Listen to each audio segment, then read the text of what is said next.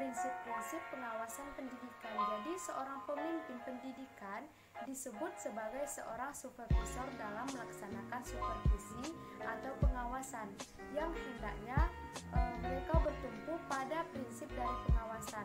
Nah, jadi di sini ada 4 prinsip. Yang pertama itu prinsip ilmiah. Jadi dengan prinsip ini supervisi dilaksanakan berdasarkan data yang objektif dan juga berdasarkan pada data informasi yang diperoleh dalam kenyataan pelaksanaan proses belajar mengajar. Yang kedua itu prinsip dari demokratis. Jadi dengan prinsip ini kita itu dituntut untuk saling menghormati. Nah, jadi prinsip pengawasan pendidikan antara atasan dan bawahan serta menjunjung tinggi asas musyawarah dengan memiliki jiwa kekeluargaan yang kuat dan dapat menerima pendapat dari orang lain. Nah, yang ketiga itu prinsip kerjasama atau kooperatif. Dalam melaksanakan supervisi, hendaknya kita dapat mengembangkan usaha bersama seperti sharing of idea, memberikan support, menstimulasi guru sehingga mereka merasa tumbuh bersama.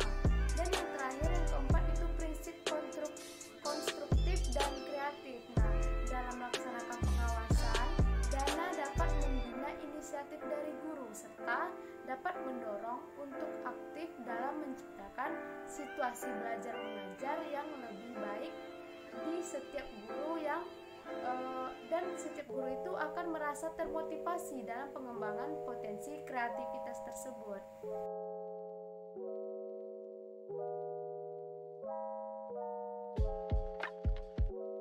Pendekatan pengawasan pendidikan.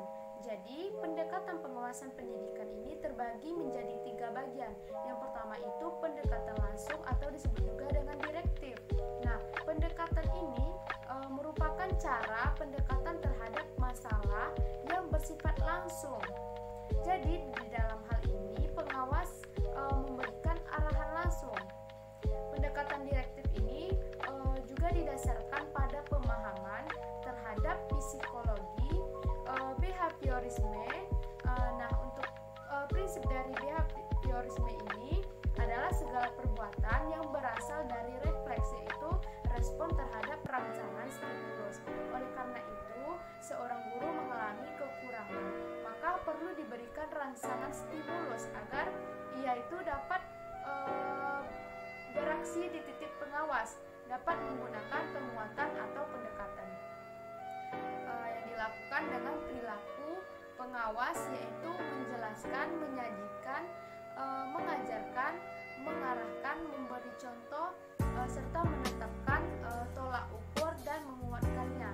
Yang kedua itu pendekatan tidak langsung atau disebut juga dengan non-direktif. Nah, pendekatan tidak langsung ini merupakan cara pendekatan terhadap masalah yang sifatnya itu tidak langsung. Sifat ini berlaku pengawas yang tidak secara langsung menunjukkan permasalahan, tetapi ia itu terlebih dahulu mendengarkan secara aktif apa yang dikemukakan oleh guru-guru. Jadi pengawas memberikan kesempatan sebanyak mungkin kepada guru untuk mengemukakan permasalahan yang mereka alami.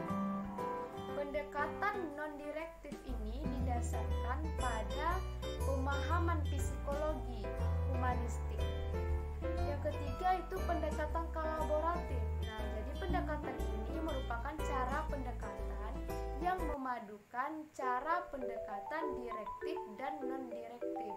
Pada pendekatan ini, pengawasan maupun guru bersama-sama bersepakat untuk menetapkan struktur, proses, serta kriteria dalam melaksanakan proses dari percakapan terhadap masalah yang dihadapi oleh guru tersebut. Pendekatan ini juga didasarkan pada psikologi kognitif.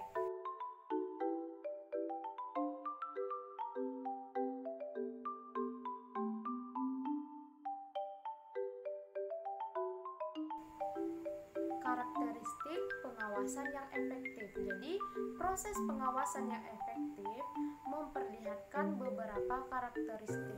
Yang diantaranya yang pertama itu pengawasan hendaknya disesuaikan dengan sifat dan kebutuhan organisasi. Yang kedua itu pengawasan hendaknya diarahkan kepada menemukan fakta-fakta tentang bagaimana tugas-tugas yang dijalankan.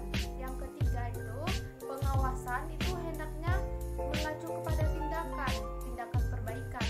Dan yang keempat pengawasan harus bersifat fleksibel. Pengawasan itu harus bersifat preventif. Dan yang kelima itu sistem pengawasan harus dapat dipahami.